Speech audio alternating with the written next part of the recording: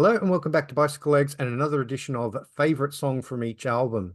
And please, everybody, welcome back to the channel a very special guest, Mr. Davy Gallagher from Davy's Cinema Flicks and Music Picks. Davy, so glad to have you back on the channel. Thanks for coming. More than welcome. Thank you for having me. So today we are going to be picking our favorite song from each Talking Heads album. Um, Talking Heads, one of my all-time favorite bands, and Davey, obviously they're a favorite of yours as well. hmm And we're going to pick, as I say, our favorite song from each album. And then on top of that, we're going to, at the very end, we're going to pick a favorite song from the Stop Making Sense film and soundtrack. And in particular, I think, Davey, you suggested that what we're going to do is we're going to pick a song that we think is a better song on the live version than it is on the studio version. Yeah. Um, and then on top of that, for each album, as well as my pick and Davey's picks, we're also going to have, although he's not joining us, my son's picks. He's 22 years old. He's a big Talking Heads fan, has been since he was a kid because he grew up with me. And I've got his picks for his favorite song from each album as well. So let's get straight into it and start off with the debut album, Talking Heads 77. And Davey, what is your favorite song from Talking Heads 77? So, I won't do any honorables or anything because I think that would be unfair because Hmm. then you have to talk about something that I might have just talked about. So straight in, my favorite on it is Pulled Up, the closing track. So Pulled Up is to me one of their best rockers, certainly their best more punkish rockers. You can see the clear lineage of CBGBs to 77 best on Pulled Up. Full of great licks and a simple but really class chord progression. It's the flip side of No Compassion from the same record, really. It's David Byrne's confidence, thanks to his support. And lyrically, it could be a lover, it could be the band itself, it could be addiction, it could be anything. And that almost leading to arrogance when he's singing.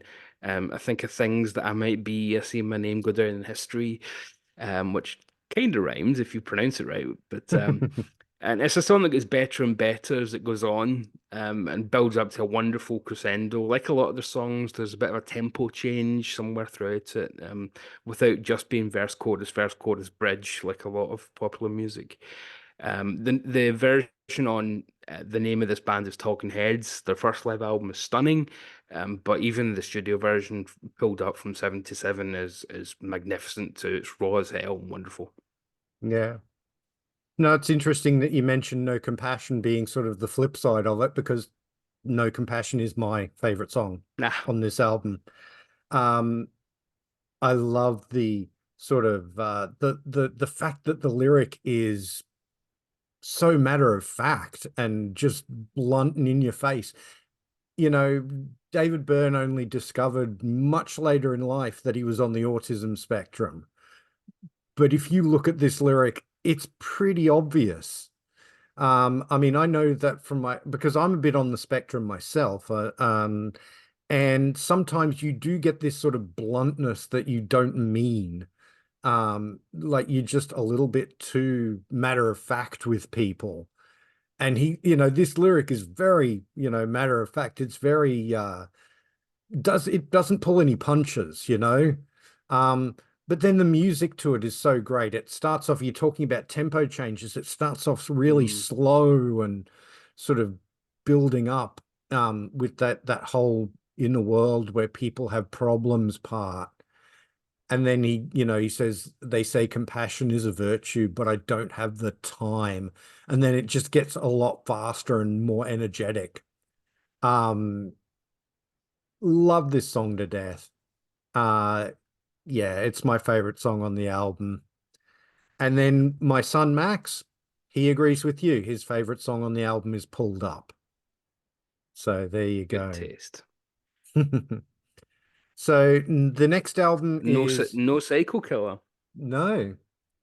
So the next album is No, more nobody songs went for the most about famous building. song.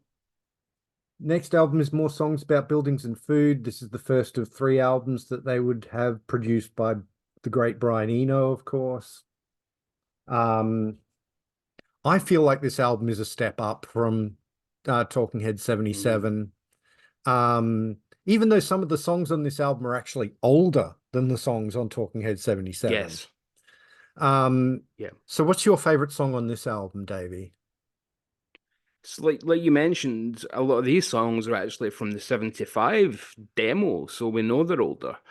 Um, and it really illustrates the difference that, well, the confidence of being already recording artist makes, but also having Brian Eno in your corner would probably be, mm, that's not a bad card to play if you have it.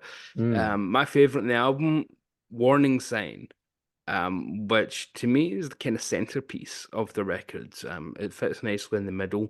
There's a kind of proto Pixies vibe to it, in there, with especially on the bass, which is just funky as hell, mm, from Tina. It's fantastic. It could be straight from a James Brown track in a different reality.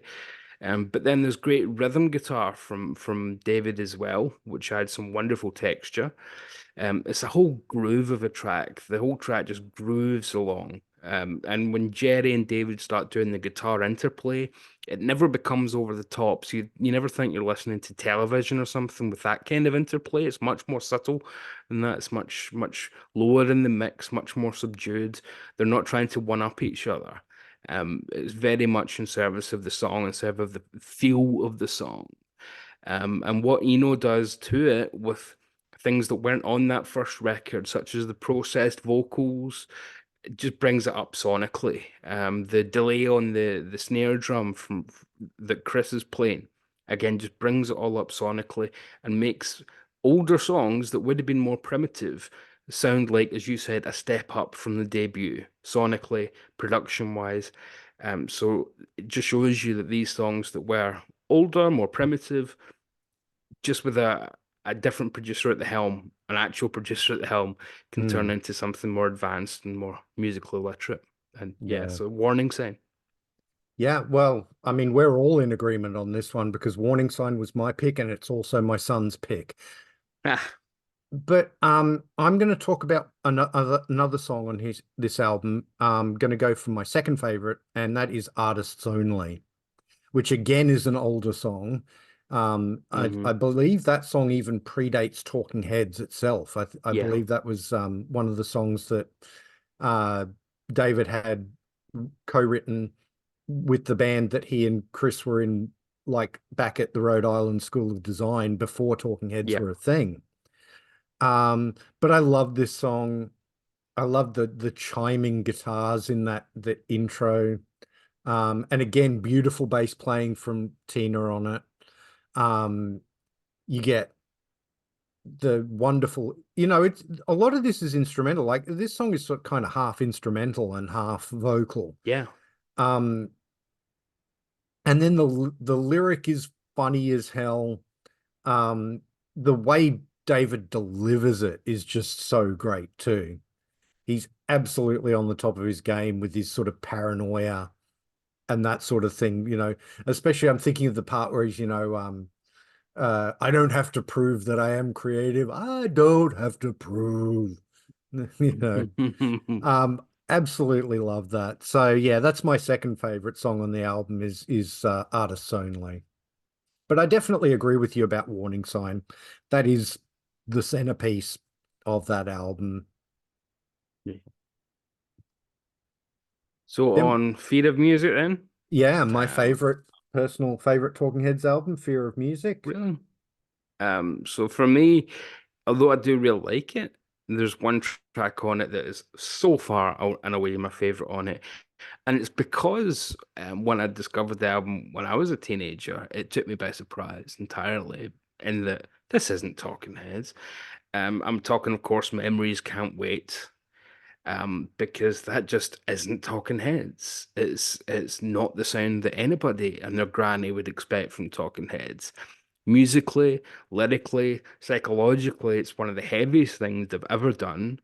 David said it was their attempt to do something Zeppelin-like without doing Zeppelin, and that they used to cover Zeppelin back in the Rhode Island college days, as you mentioned, and wishes that there were bootlegs of that because he can only imagine how bad it would sound to hear him having to do Robert Plant. And you can kind of hear it here that they're doing their own version of, I don't think I'd say metal, but certainly hard rock. But it's Talking Heads' version of hard rock, so it's much more idiosyncratic, much more unusual.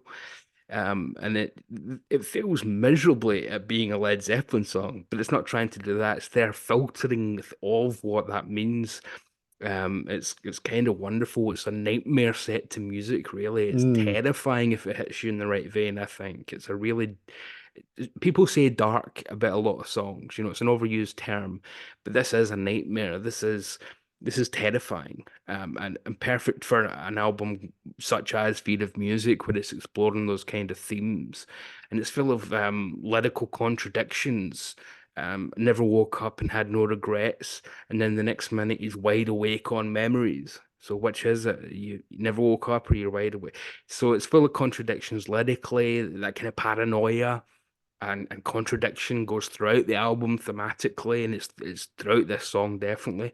And then that last third, where the guitars really change up, the chords are almost proto grunge. It turns into this almost Black Hole Sun style track 10 years before Black Hole Sun, more than that, yeah, 12 years or so before Black Hole Sun. And it's distinctly Jerry Harrison. It's one of the vibes that he gives to the band more than David. So it's a more Jerry Harrison type vibe that the end of Memories Can't Wait is bringing to the party. And yeah. it's just a wonderful track. Yeah, it's something I'd throw on a mixtape for someone, and I don't think they'd guess that it was Talking Heads. Yeah, no, it's an excellent choice. I actually had that as my sort of backup song for this album. It's interesting you say about how heavy this song is because this Mm. song, of course, was among other people, was covered by Living Colour. Hmm. So, I mean, and they do a really good version of it too. Well, I think so Yeah. anyway. But my favorite song on this album is probably an obvious choice, but it's still my favorite song on the album, and that is E Zimbra. Mm. Just a wonderful way to kick off the album. It definitely points to where they were going to go for the next album, um, with those sort of African rhythms and all that sort of thing. It's got this lyric made up in a sort of nonsense language. It was a Dadaist poem by Hugo Ball. Um, I just love that, and it's just grooves. It's got Robert Fripp playing some guitar on it. Um, it's a song that they would always play live as well and do wonderful kick-ass versions of live. And it's also my son's choice for favorite song on the album, Zimbra. So there you go. There we go. So then we So get to the big 2-1. one. I'm outvoted. Yeah, so this is obviously the breakthrough commercially. Yeah. Few hit singles, albums that were doing well amongst the hip crowd, but this is the breakthrough.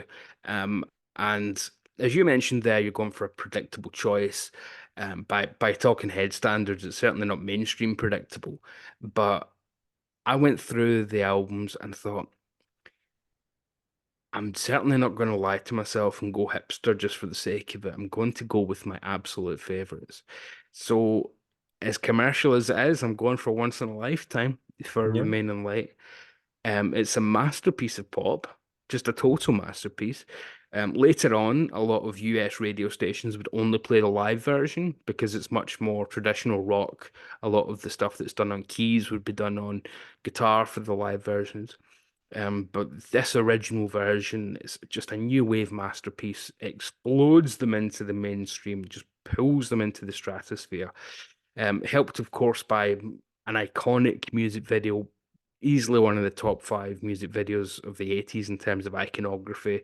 It made David Byrne an icon overnight. This is where he starts to become the leader of Talking Heads, if you like, the figure, the one person that, if you know a member of Talking Heads, it will be him. It's not a band anymore. It's almost David Byrne and friends, which, as we know, would lead to issues later on. But You can see as early as this, really, that he's been pushed as that kind of geeky icon for a new generation, for a new decade, at least in the 80s. Musically, though, it's a one chord track, really, but it's played in such a groovy way over three elements: verse, chorus, and then bridge. But with Tina's bass using that repeating boom, boom, boom, boom, boom, boom, boom, boom, just over and over, with the rubbery synth of the verses are inviting and warm, but they're still very alien. They're still very. We only think that they're familiar because we've heard it on radio so many times. It still sounds strange if you actually think, "What is that? What actually is that?" But it's no wonder it was a hit. And the decision to go out with the guitars only coming in towards the very end, I think was genius too. It kind of Mm. shows we can be a synth band without being a synth band without having to just be, because a lot of the synth bands of this era were very one note. They didn't really know how to be musical with it. We all know the image of the blonde-haired synth player on top of the pops, just hitting one key over and over, just doing that. So they're finding ways to explore it in a much more interesting fashion. So we're doing synth pop, but we're not just being synth pop, we're being interesting with it. Oh, and by the way, here's some rock music on the way out the door as well. So it's a masterpiece of a single, and it's a reason. There's a reason why it's probably their most famous song by a country mile. So Yeah. once in a lifetime. Excellent choice. What I'm going to go for though is Cross-eyed and Painless, which again, I mean, a lot of these tracks are based on just one or two chords. They're just Yeah. vamps that they end up building and building and building on top of, just layers and layers and layers of music. And this is definitely one of those too. Again, the bass is just dung dung dung dung dung dung, you know, um, but it grooves like hell. Um, I love the lyric to this song. This is one of two lyrics on this album that David actually co-wrote with Brian Eno. Um, but it's a wonderful lyric. And towards the end, you even get a taste of sort of proto rap with the facts are simple and facts are straight. That apparently was influenced by, people like Curtis Blow and that sort of thing. Um, so yeah, I mean, and you get some absolutely wonderful guitar playing from Adrian Belew on this song. Mm. Um, he plays some brilliant guitar throughout this whole album, but on this song in particular, some just really searing up and down runs, and yeah, love this song to death. And then my son's choice on this one is going to be different again. He has gone for The Great Curve. Mm. Which again, wonderful song. Really, so much percussion in that song. It just absolutely moves, and the world moves on a woman's hips and all that sort of thing. Um, yeah, so that's his choice for that one. So there you go. We've all got different ones on this album. That's brilliant. And it's fun because, as you mentioned, this is the album where they intentionally decided to not pre-write anything, not come in with anything, just come up with grooves and then find pockets to put other things in. And then David puts lyrics on top.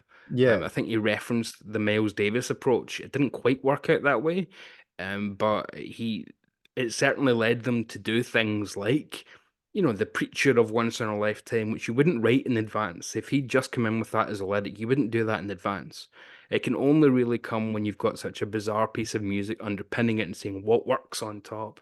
Hmm. So yeah, they're pushing themselves. It's quite wonderful. So we're on to speaking in tongues. Yeah, that's our next one And there. again, I'm so not contrarian with mid-period Talking Heads. My favorite track is This Must Be the Place, Naive Melody.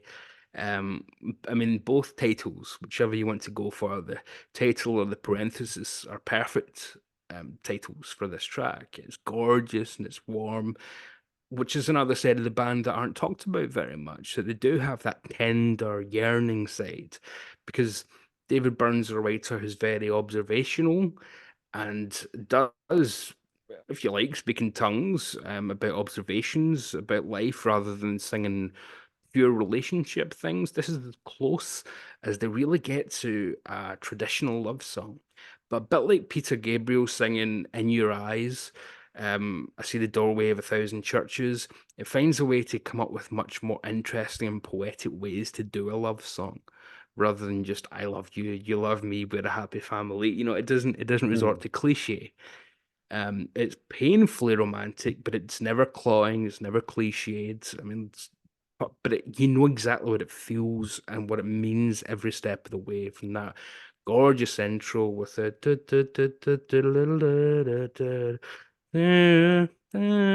all that stuff, Yeah. to the homes where I want to be, and I guess I'm already there. I mean, gorgeous. Did I find you or did you find me? There was a time before we were born.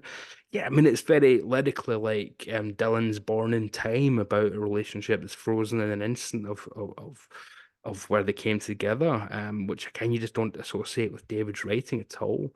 Synths galore, distinctly early 80s on the face of it, but it's timeless at the same time. It never sounds dated.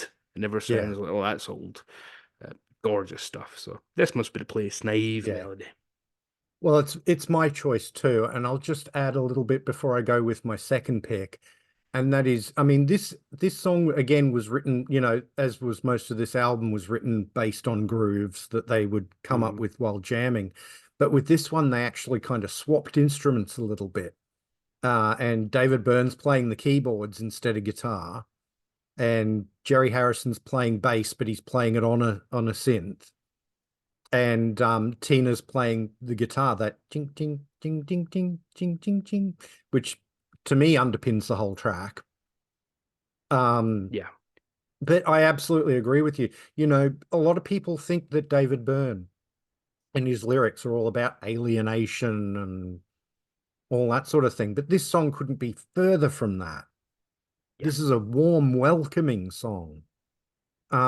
Still done in that kind of slightly obscure way, because I think he was, not necessarily completely comfortable with being, sort of talking about that sort of thing. But it's still a warm and inviting track, and I love it to bits. Yeah. I'm going to go with the other really, really obvious choice on this album, which is Burning Down the House, because I just love the guitars. It's mostly acoustic guitar on this song, which you don't hear a lot of on a Talking Heads song. But the drumming from Chris France on this song is just otherworldly. Absolutely love it. Um, the vocal too. I always really like the studio version is different from the live version, which we may Hmm. very well get to later when we're talking about Stop Making Sense, because it's a lot more staccato the way that David Byrne delivers the lyric.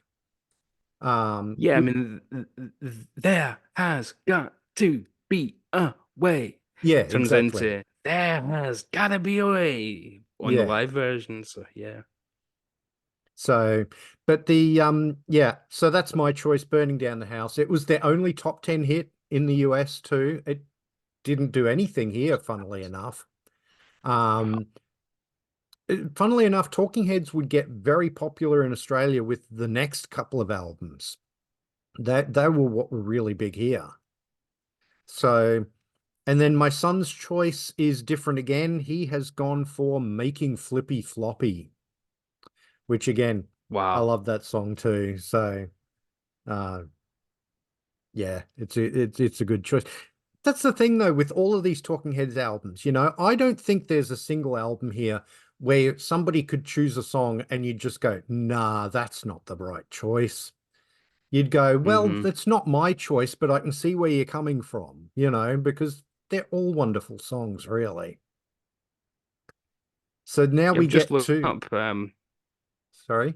Burning Down the House wasn't what the Burning Down the House wasn't even released as a single in the UK. Oh, there you go. Just seems baffling. Yeah, But yeah, yeah. And this must be the place got to number 51. That's a travesty. yeah.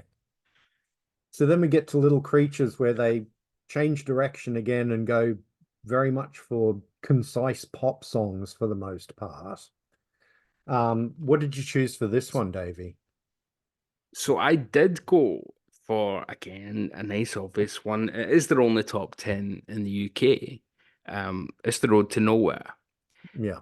I just think it's another masterpiece of pop perfection.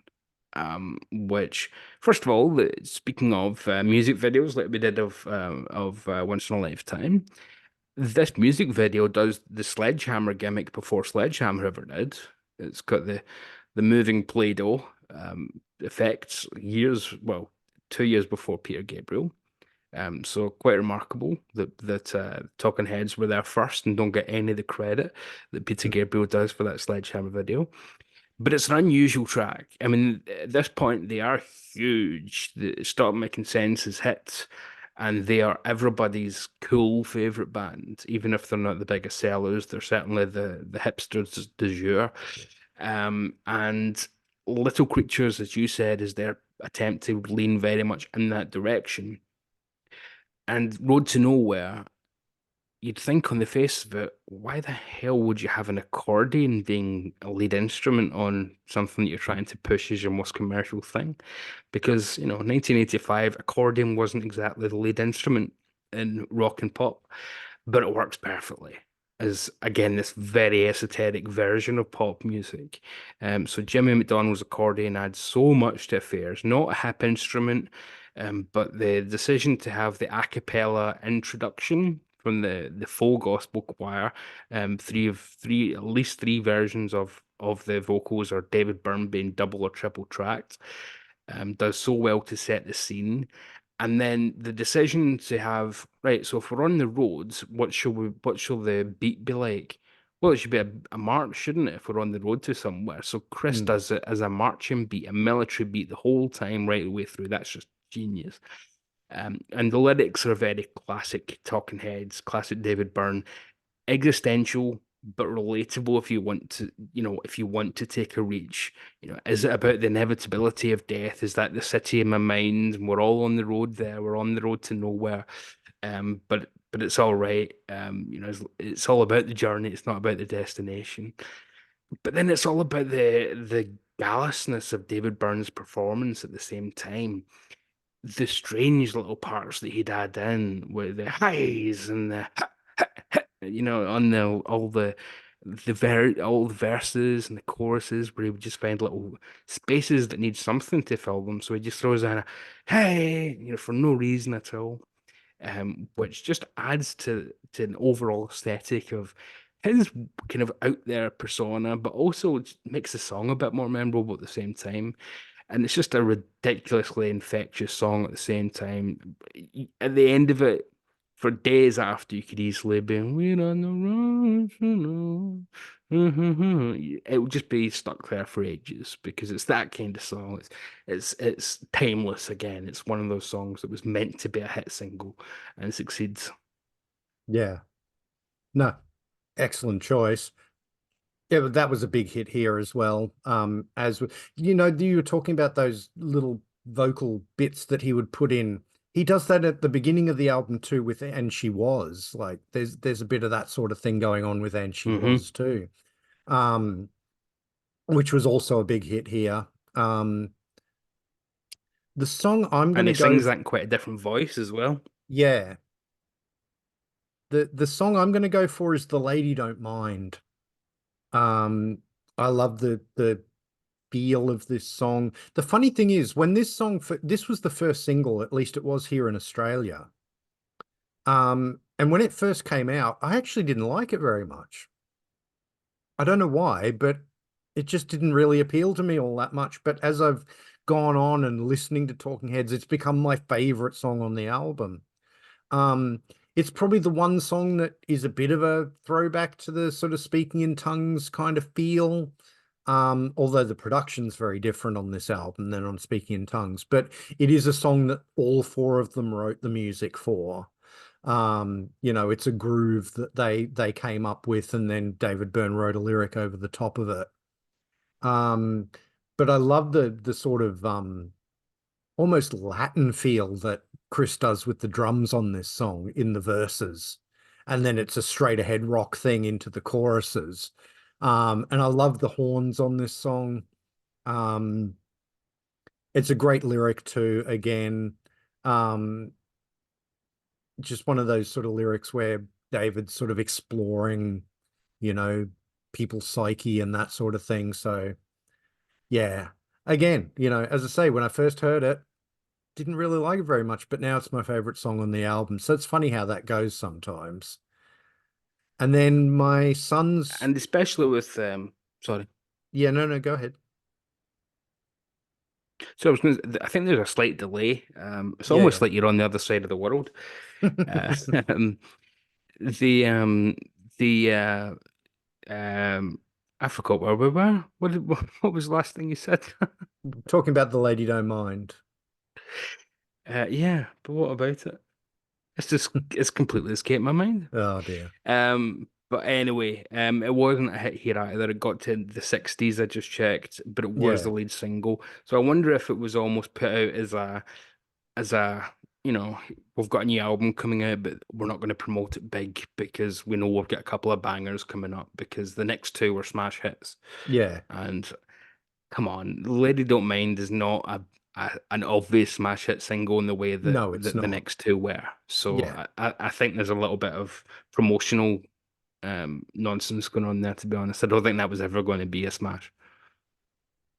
And my son's choice for Little Creatures was Television Man. So bit of an out there pick, I think, but I like that Hmm. song quite a lot too. So,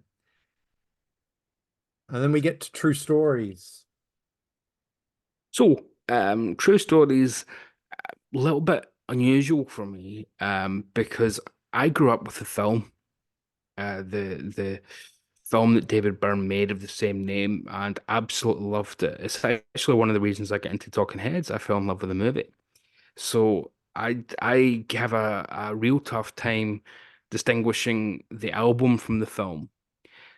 And it was only later on that I found out, when you get online and start to get into communities of music and whatnot, how unpopular quite a lot of it was, and how it was, they almost were seen as not quite one-hit wonder or flash in the pans, but not far off it, as if they were being written off already at this point. Because True Stories, the film didn't do well, and the album was a letdown after Little Creatures, and there was no smash hit singles. There were, there was one bigger one, but there wasn't a world takeover like there was with previous records where you couldn't turn on the radio. So my favorite is People Like Us, Mm, which probably not the most obvious track. A lot of people don't like the whole countrified nature of it. But again, I have issues distinguishing it from the way it's used to tell the narrative of the full documentary, where it's actually John Goodman who sings it, and it's really talking about the strange little people that make up life, and the how everybody's got their own true stories, and they're not worth writing big epics about, and they're not interesting enough to have concept albums made about them. So it's a real celebration of the casual, of the underdog, of the people who answer the telephones, as the song goes. It's a real odd track by Talking Head standards, by not being that odd. I mean, on the face of it, it's pretty much just a pop country song, so it shouldn't be that unusual. But by their standards, for them to do it, it's such an unusual track because it's David Byrne not really singing as David Byrne. He's singing in character as John Goodman, so the dancing bear from that film, who would like this kind of music. So that's why it's a country song. So it's not quite a concept record in the traditional sense. I mean, it is just the more studio versions of songs that would also be used in the film, which does have a separate soundtrack. But it's a treat in its own way to hear Talking Heads doing something so traditional for mainstream music, but very not traditional Talking Heads, and how perfectly they nail it at the same time as well. yeah. So yeah, People Like Us. Yeah, no, excellent choice. I'm the same as you, having difficulty sometimes divorcing these songs from the film. I was lucky enough to see the film when it came out at the cinema Hmm. and loved it as no, it would have been what, 15, 16 years old, something like that at the time when that came out. And yeah, it's a great film, and that's a wonderful song. And again, it's one of those heartfelt songs from David Byrne, but it's still got that kind of oddness to it at the same time, which fits the character in the movie so well too. Yeah. Um, but the my choice for this one was the opening track, Love for Sale, because I just love it's just like one of the heaviest rockers again that they ever did. Um, I love the lyric about sort of advertising and all that sort of thing. I love how that one is in the film too. It's like the lady Mm. who's always in bed and she's watching TV and it's all the ads and all that sort of thing. But I always love this song. Um, this one got a bit of airplay here in Australia too, although the big hit here was Wild Wild Life, which I think Yeah, actually I think went top that's 10 pretty here in much the same. Australia. So um, it was a huge hit here. But I love Love for Sale. Um, and my son's track choice was a completely different one again. He went for Papa Legba. Mhm. So I do love that song too. It's got a real sort of voodoo-ish sort of vibe Mhm. to it, which is exactly what it goes for in the film. But again, I, you know, when I did my studio albums ranked on Talking Heads, I put this one at the bottom, not because I don't like this album, because I really do like this album a lot, but it wasn't really meant to be a Talking Heads album. It was meant to be a No. soundtrack album with the characters singing the songs and all that sort of thing. But it was kind of pressure from the record label that made Talking Heads sort of do their own versions of the song and put it out as an album. So, but I love the film too, just like you. I have loved it since I first saw it. So, Yeah, and I think that does a disservice to the film because if the soundtrack had been released at the time on its own, I think it could have been a much more famous soundtrack and film. mm, It's on the Criterion Collection now, and it comes with the CD, which is great.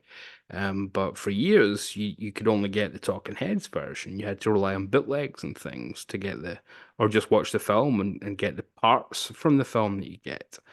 But so it's great to finally have a true release of true stories with the strange versions, which in context work much better for the songs once you know yeah, the stories behind them. And you know, songs like City of Dreams just work so much better after you've seen the actual film rather than as a song cycle on LP. It doesn't really carry the same weight. I agree with that. yeah. So we're on to, for most Naked. people, what is the red-headed stepchild of the Talking Heads discography? And even if subjectively I quite like quite a lot of it, it is a bit of a damp squib to go out on. At this point, David is almost completely telling the band how, his taste is what defines Talking Heads at this point.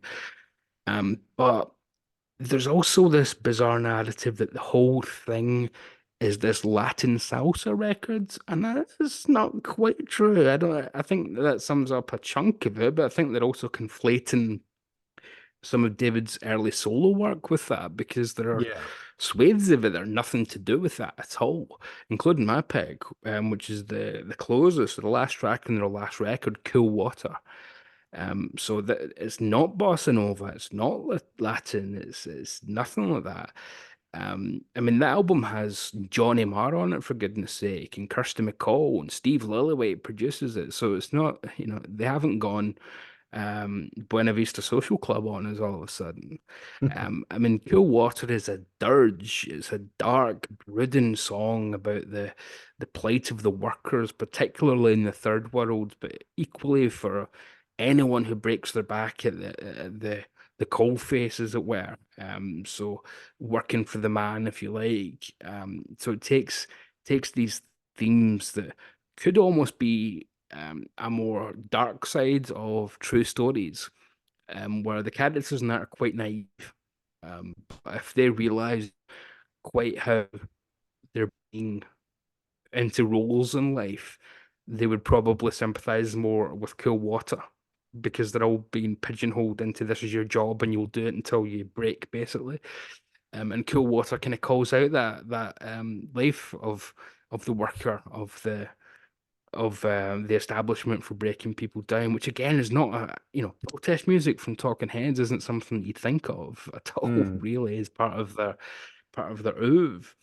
And musically too, again, it's a dirge. It's a real slow, um, yeah, dirge again. It's a slow brooding, but not intensely brooding. A more menacing, slow, like there's something shadowy about it. Feel to it, quite dark and a quite twisted fairy tale way to go out on musically. yeah. Which yeah, I think that sums Talking Heads up. They don't ever quite go the way you expect them to go, and certainly at the end, not that they really knew it was the end, although they kind of had an inkling. But Mm, yeah, last track in the last album is something they've never done before. yeah. And I've got to say about Cool Water, I'm a sucker for a song that has, well, I don't know whether it's oboe or cor anglais, but I love those instruments, Mhm. those double reed instruments. And there's some beautiful playing on this song. Um, absolutely love it. My choice though is going to be a fairly obvious one, I think, and it's my son's choice as well, and that is Blind, the opening track, which was also the lead single. I love this one very much, does have that sort of South American feel to it, with the horns and the percussion and all that sort of thing. But it's also got these strange little guitar um, bits in it. And the lyric is wonderful. It's one of those sort of paranoid lyrics from David Byrne. Um, and again, it's something that he came up with. They'd done the music track and then he was trying to come up with lyrics on the spot for it. And he would sing these sort of nonsense lyrics. And that's where the part where blind came from. He was sort of going blah, blah, blah. And it sounded like the word blind. So that's what he went with that song. I love the film clip for that song too. The monkey wrench Mhm. that's running for political office and all this sort of thing. And just the ridiculousness of it. I'm absolutely 100% sure that that monkey wrench was a Republican, by the way. It just absolutely makes sense. But and So then you've why got these is sort of, sorry. so just by mentioning music clips, isn't it a crime that the only way to get a DVD of their music videos is in the big long out of print box set, the once in our lifetime one that comes, it's the big long Yeah. box set. That should be easily available for anyone because their music videos are some of the best of the 1980s. Oh, absolutely agree. Um, but yeah, so Blind is my choice. It's also my son's choice. Um, and you talk about this being the red-headed stepchild of their catalog. I think I told you this off camera a couple of weeks ago, but this album is actually my son's favorite Talking Heads album. Yeah.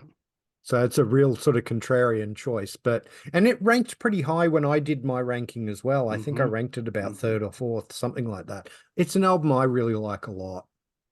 Yeah. So those are the studio albums, but we were going to do the Stop Making Sense as well. That's the original album. Unfortunately, I don't have the double album reissue just yet. But any of the songs from the movie are fair game in this one because they have all been released on CD and now on vinyl. So and we're looking for a song that's not just your favorite, but that you think is an improvement on the studio version. So what did you go for with this one? So it was an easy choice, because it's one of my favorite Talking Heads songs, but particularly this version. So I mentioned that the radios will play, say, Once in Our Lifetime as the rock version from the film. Hmm. And there's a couple of tracks that actually the radio plays the live version, with as minimal audience as possible. But the one track for me that I listen down a full album listen, but by choice, I only listen to the film version of is Heaven. Mm, I think it's just breathtaking. For anyone who doesn't know the setup, I'm sure most people do. The film starts with David on stage solo acoustic doing Psycho Killer. Although he does have a cassette boomboxy thing next to him to give him a backing track. And then gradually, as the songs go by, the band builds up more and more until you have the full band with backing singers, with multiple players on quite a few instruments. But at this point on Heaven, it's just David who, as you said, doesn't there aren't many acoustic Talking Heads tracks. This version of this song is one of them on Heaven. So it's just David on acoustic guitar, which is gorgeous. And then Tina's bass playing is impossibly gorgeous alongside it. It just it's so subtle, it's so deep and patient and moving. It makes the studio version almost redundant. And the lyrics have been construed quite drastically over the years by people as, oh, heaven is a place where nothing ever happens. So why would you want to go to heaven? It's not saying that at all. It's saying quite the opposite. It's saying it's not really talking about religion. It's talking about perfect moments in time, where heaven is this nightclub, quote unquote, and it's almost like time stands still in your perfect moment there, where if they play your favorite song, they play it all night long, or when a kiss ends, it begins again. It's mm, eternal bliss. So it's locking that one moment perfectly into time, that the best moments of your life. And if you want to call that heaven, you can, but it's not religious heaven. I don't think David would ever be that obvious, to be honest. The music and the performance match the lyric perfectly, and David's singing on it with the harmonies off stage are just gorgeous. I mean, he's a singer who some people don't like, let's be honest, but to me, he has this wonderful art to hell with it. He reaches for notes, and if he doesn't quite get them, there's a pureness to his intent that you always have to admire, and he doesn't miss many either. He knows mm. his limits, but he it gives it a more yeah, purity is probably the best words. It gives it a purity that someone staying safe within their lane and only trying for notes that they can always hit. Eh, okay, but David really trying and pushing and sometimes cracking a little bit gives it that little bit more sincerity. And again, Tina's bass behind it just propels the song along, but never in a funky way like some of her earlier playing that we've mentioned. More this time in the way that a punt gets propelled along the river, or Yeah. rowing along on the river. It's that's still propelling even though it's slow and patient, and that's what her bass does here. It's a gorgeous version of a beautiful song, and I could live with just the live version quite happily. Yeah. No, excellent choice. It is very, very beautiful. I love the melodicism of her bass on that song. It's just, Yeah. it's almost like you have the vocal and then the bass is like, sort of counter melodies weaving together, and I love that. I'm going to go with Cross-eyed and Painless, even though that was my favorite from Remain in Light. My Mhm. absolute favorite version of it is the one on Stop Making Sense. They did do a live version of it on the name of this band is Talking Heads, but I'm not super keen on that version. I feel like the band is almost tripping over itself a little bit on that version. But on this version, everything's locked in. It's an incendiary version of this song. It really is the rock version of this song.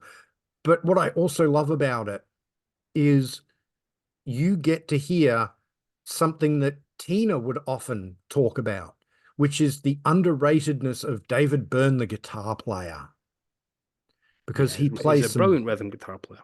oh, not just that, he plays some like absolutely searing leads on this song, you know? Um, like Alex Weir plays this wonderful sort of lead on it where he's doing these sort of chords right up the neck and all this sort of thing. And then David Byrne comes in and plays this wonderful lyrical solo.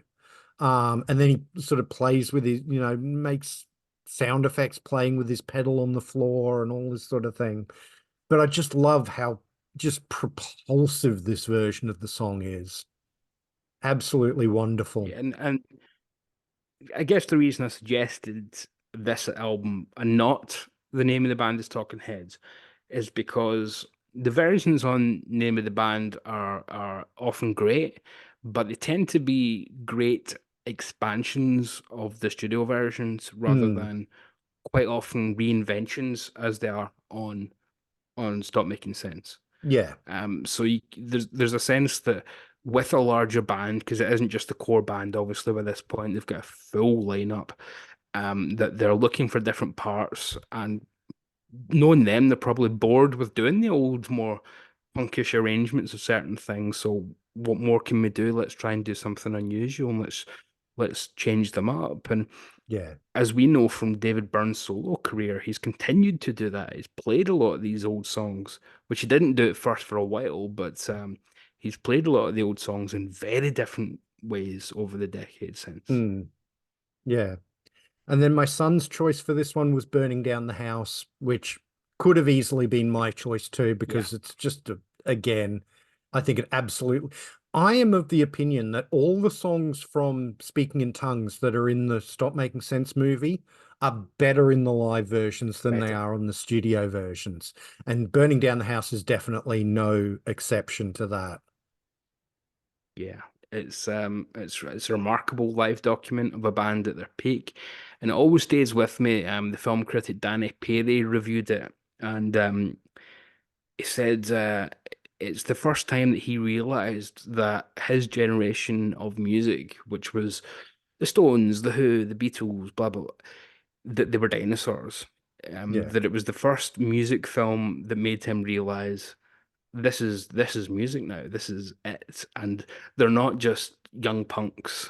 They are the mainstream. yeah, We've lost, and we're now the old brigade, and this is now pop music because the cinema was even for people who didn't know Talking Heads particularly well, dancing all over the place. And when you hear versions of just about every track in there, you can imagine some kind of dance, be it slow dance or fast dance, up to and including even the Al Green cover of Take Me to the River, which, I wasn't going to include a cover personally, but I mean that's a barnstormer as well. I mean it's just a yeah, brilliant document of a band at their real peak.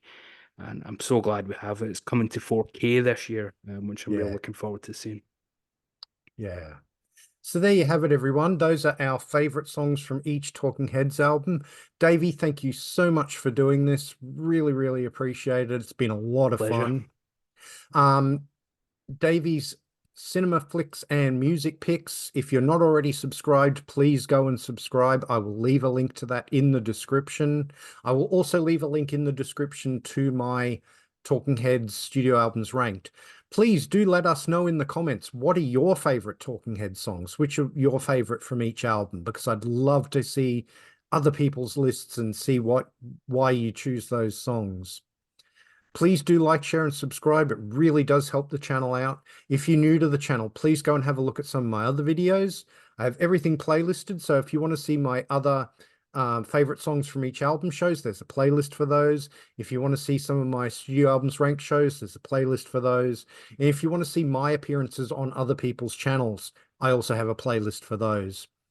If you want to follow me on social media, I'm at bicyclelegs on Instagram and Twitter, and I have a dedicated bicyclelegs Facebook page. Links all in the description. Please come and give those all a follow and join in the conversation. I'd really love to have you there. Thank you very much for watching, and I'll see you in the next one.